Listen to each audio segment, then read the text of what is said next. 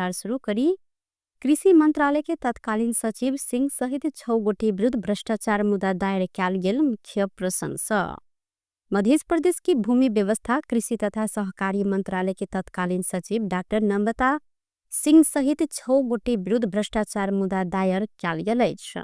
अख्तियार दुरुपयोग अनुसंधान आयोग सिंह सहित मंत्रालय के तत्कालीन वरिष्ठ कृषि अर्थविज्ञ तथा कृषि विज्ञान केंद्र धनुषा के तत्कालीन कार्यालय प्रमुख शंकर प्रसाद शाह, कृषि प्रसार अधिकृत अमरचंद्र मंडल, सह लेखापाल ब्रजेश कुमार सिंह शाह, युवरानी मत्स्य तथा कृषि फार्म प्रणाली के संचालक तथा अध्यक्ष लक्ष्मी नारायण यादव, मंत्रालय के तत्कालीन पशु चिकित्सक रंजीत कुमार अधिकारी, कृषि प्रसार अधिकृत अविनाश कुमार झा, कृषि विकास निर्देशनालय धनुषा के तत्कालीन कृषि अर्थविज्ञ विकास कुमार शाह विरुद्ध भ्रष्टाचार मुद्दा दायर कयल गेल अछि।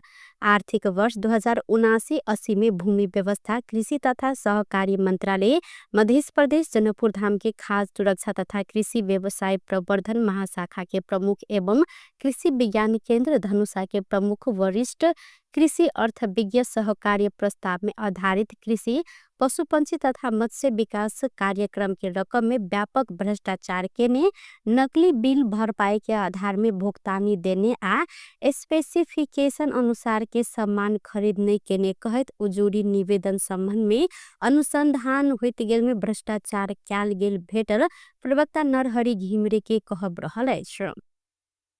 अख्तियार के अनुसार सूची में समावेश होवा नहीं सकल, निर्धारित समय में प्रक्रिया में संलग्न नहीं रहल युवरागी मत्स्य तथा कृषि फार्म प्रणाली और ही 3 महतरी के सहभागी कराव कहत तोक आदेश के ने प्रस्ताव सबके सूची में समावेश नहीं कर मिल उक्त फार्म के सूची में समावेश कर कहत समिति से निर्णय केने काज भेल सल। एक दोसराक मेल मिलाप करत युवरागी मत्स्य तथा कृषि फार्म प्रणाली और ही 3 महतरी के एकटा मात्रे प्रस्ताव के लेल 2000 मिति 79/10 गते पुनः बैठक बैसत म्याद के बाद प्राप्त होव आयल युवरागी मत्स्य तथा कृषि फार्म प्रणाली और ही 3 महतरी के प्रस्ताव के समेत प्रारंभिक सूची में समावेश कर जेहन छनौट कयल गेल भेटल अछि। गृहमंत्री रमेश लेखक कंचनपुर में नेपाली भूमि भारतीय नागरिक भोग चलन कर रहल विषय में सरकार के ध्यान आकर्षण भेल जानकारी देने साथ सिंहदरबार में सोमदिन बैसर प्रतिनिधि सभा अंतर्गत के राज्य व्यवस्था तथा सुशासन समिति वैसार में मंत्री लेखक शुक्ला फाटा राष्ट्रीय निकुंज के जमीन भारतीय नागरिक भोग चलन कर रहल विषय में सरकार के ध्यान आकर्षण रहल जिक्र केलन। एहि विषय में सरकार जानकार रहल कहत कूटनीतिक तवर से समस्या समाधान हैत हिनकर कहब अछि।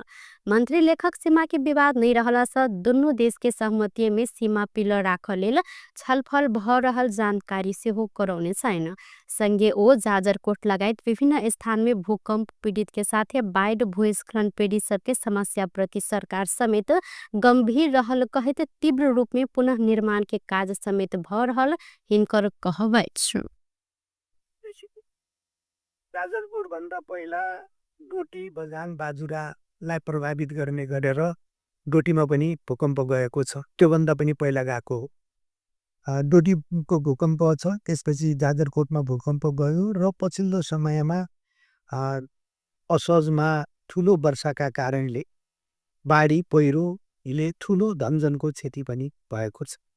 यी सबै कुराका प्रति सरकार गम्भीर छ।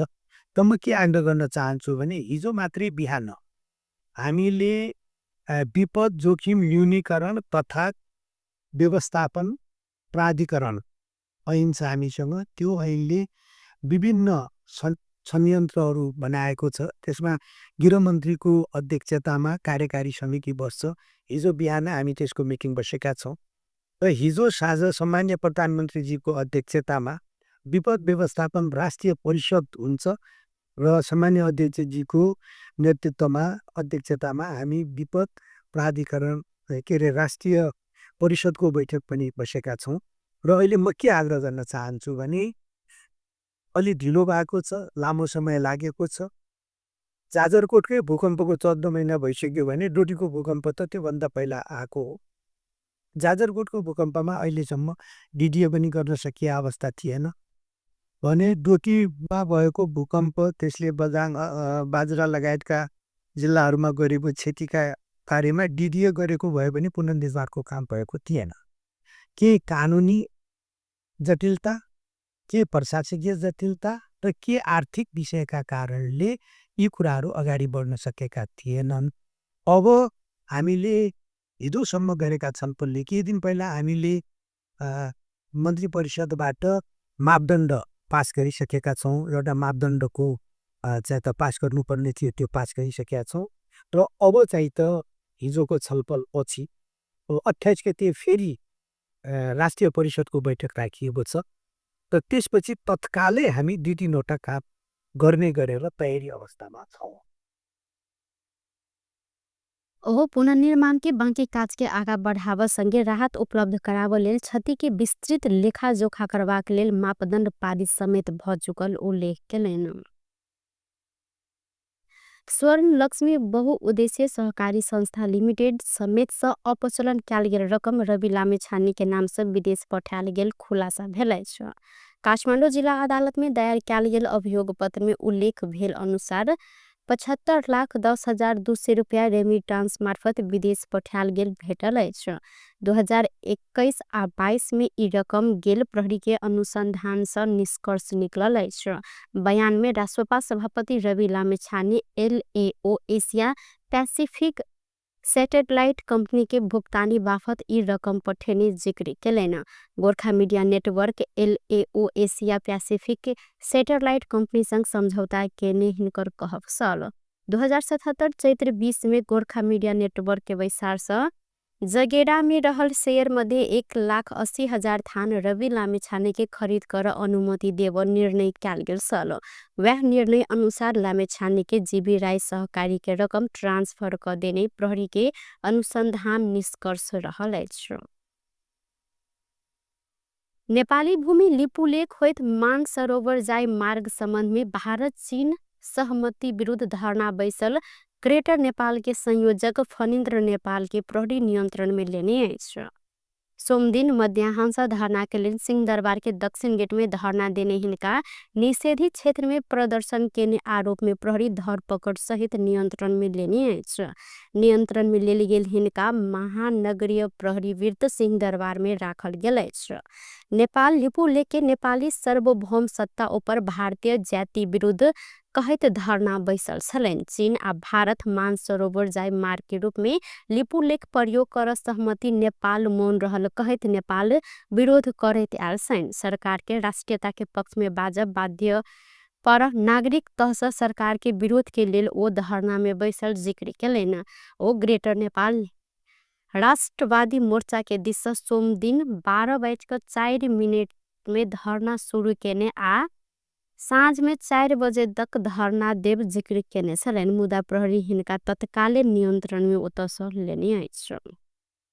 उप प्रधान एवं अर्थमंत्री विष्णु प्रसाद पौडेल संघीय ढांचा के वित्तीय व्यवस्थापन के प्रभावकारी बनाव ऊपर जोर देने साथ सार्वजनिक वित्तीय व्यवस्थापन सुधार राष्ट्रीय रणनीति संबंधी उच्च स्तरीय परामर्श गोष्ठी के सोमदिन काठमाडौँ में संबोधन करत पौडेल मुलुक संघीय संरचना में गेलाक बाद वह अनुसार के वित्तीय व्यवस्थापन के प्रभावकारी बनावल जानकारी दिलैन।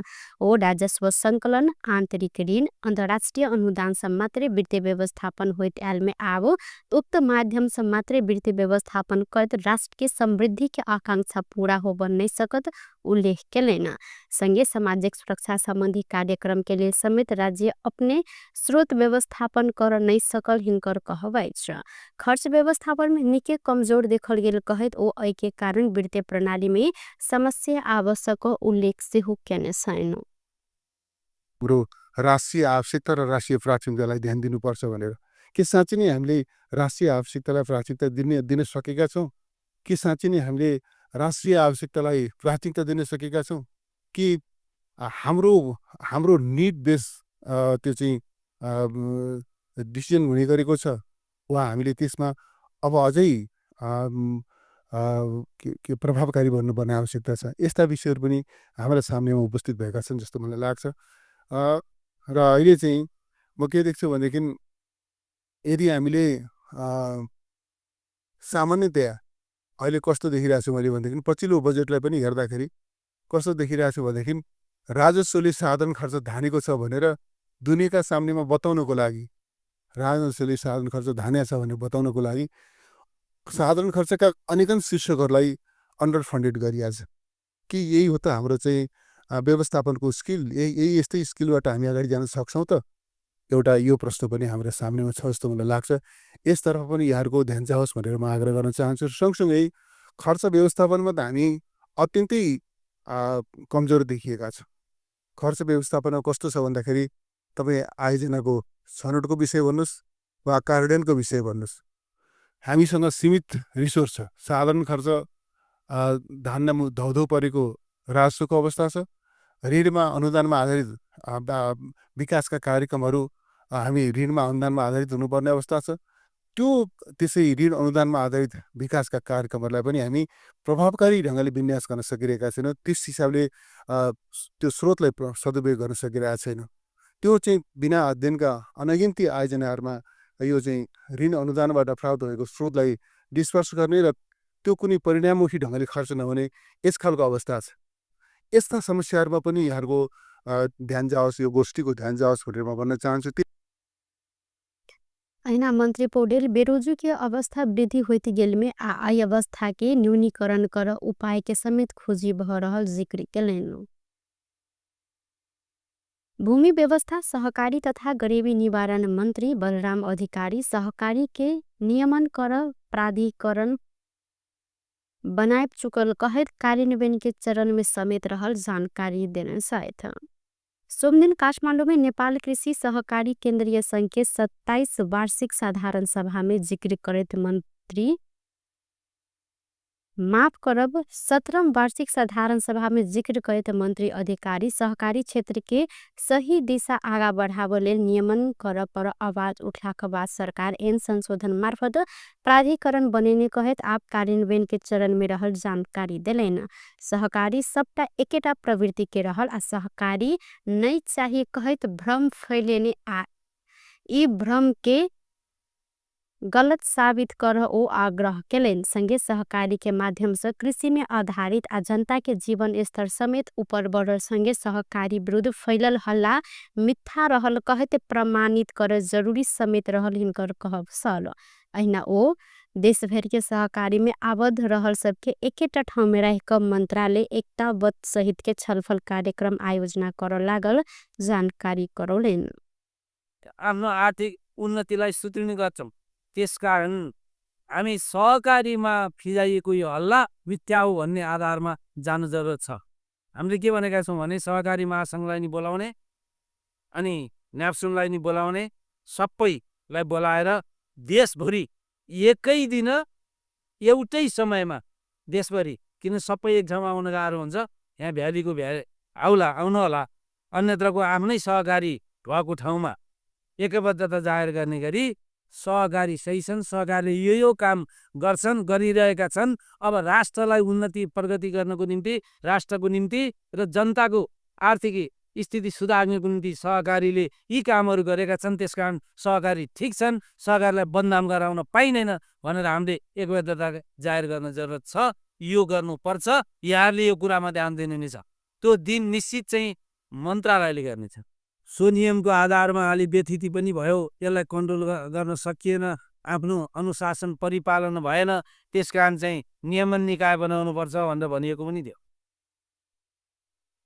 वो सहकारी की व्यवस्थित कर लेल सहकारी कर्मी सबके समेत आवश्यक भूमिका निर्वाह कर ऊपर जोड़ दिलेन। कार्यक्रम में विभिन्न ऐना व्यक्ति सबके सम्मान समेत कैल गेल छल।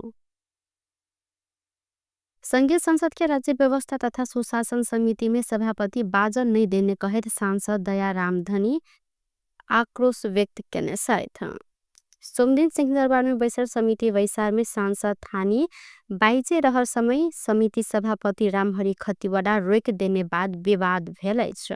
वैशाल में सांसद थानी समिति में अधिक विधेयक ऊपर छलफल करब बाँकी रहल आ अधिक उजुरी सब छलफल के लेल किया आनल गेल कहैत प्रश्न समेत केलनि। एही क्रम में सभापति खतिवड़ा रोक खोजने बाद थानी आक्रोशित भेल छलनि।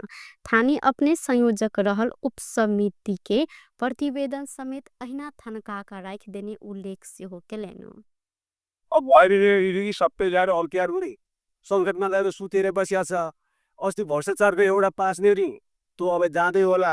अर्को के भन्छ अख्तियारको यहीँ मैले त आइसियुमा बनेका आइसियुमा यहीँ राज्य व्यवस्था सुतिराखेको छ।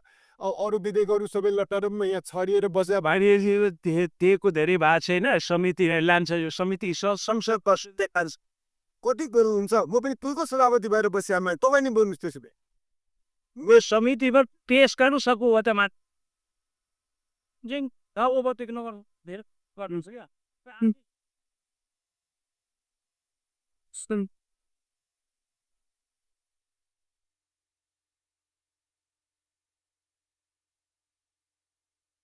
तपाईँ नि बोल्नु सक्नुभएको।